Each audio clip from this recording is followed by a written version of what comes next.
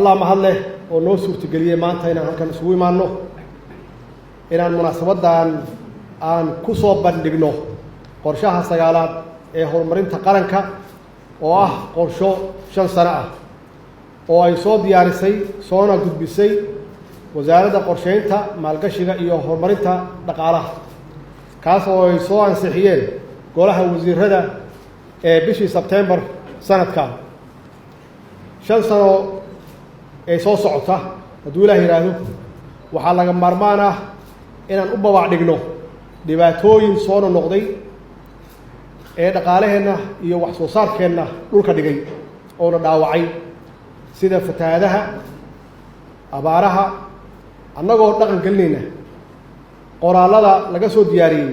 wax ka qabadka arrimahaas oo idil sidoo kale waxaa laga maarmaan ah inaan diiradda saarno fayaqabka ama saxada shacabka Soomaaliyeed annagoo ka shaqeynayna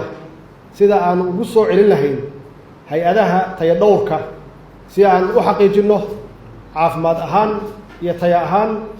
waxa Soomaaliya dibadda uga yimaada sidoo kale si aynu u dhiirigelino wax soo saarka dalka waxaan farayaa hay'adaha ku shaqada leh oo ay ugu horeyso wasaaradda maaliyadda xakamaynta waxyaabaha dibadda nooga yimaada ee dalkeenu awood u leeyahay inuu soo saaro way muuqataa in qorshaha 5 sano ee hadda hor yaalla oo aan haysano buugtooda uu yahay mid ku dadaalaya fududeynta iyo xoojinta geed socodka iyo habraacyadii aynu horay u degsanay ay ka mid ahaayeen qorshihii soo kabashada iyo u adkeysiga ee loo yaqaano RRF Recovery and Resilience istaraatiijiyadihii muhiimka ahaa ee aynu u degsanay si aynu u higsano yoolal gaar ah oo noo horseeda xasilooni siyaasadeed dhabu heshiisiin bulsho iyo horumar baahsan oo dalkeenu u hana qaado ama ka hana qaado waana taas sababta loo xushay in qorshahan xoogga lagu saaro 4 qodob oo aasaas u ah horumarka dalka iyo dadka Soomaaliyeed kuwaas oo kala ah koow in la helo deganaansho siyaasadeed oo hawsha la qabanayo horumarkeeda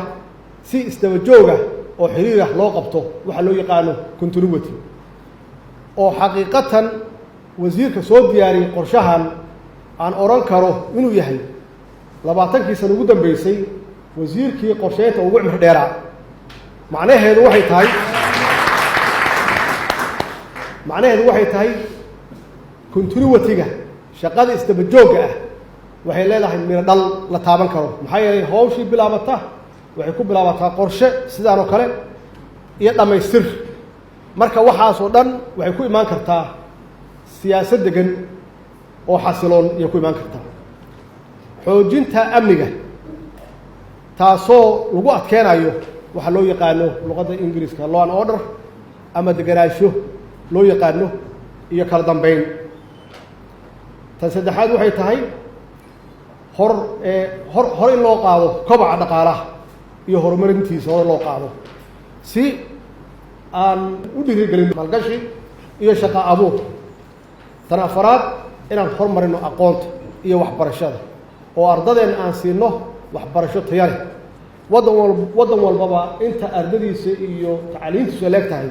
iyo horumarkiisana leegyahay saas darteed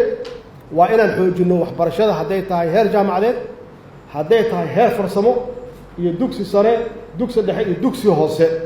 taas weeye waxaan kula tartami karno caalamka intiisa kale waana bilownay oo waataad ogtihiin ayaan dhowd aan daafurnay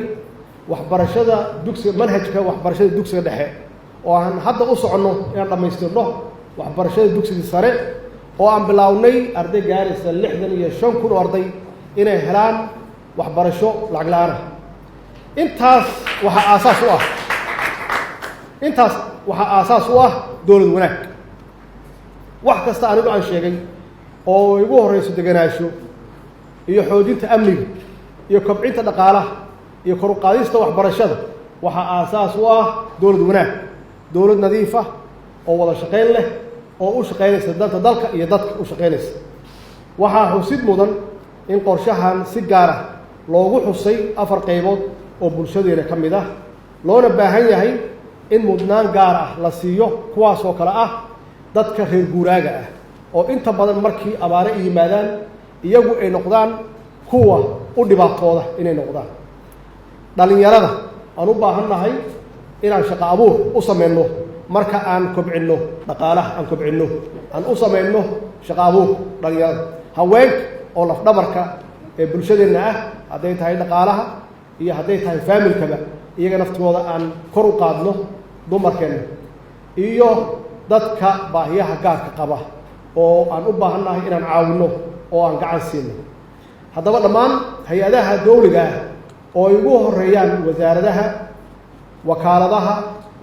xafiisyada dowladda ee heer federaal iyo heer dowlad goboleed,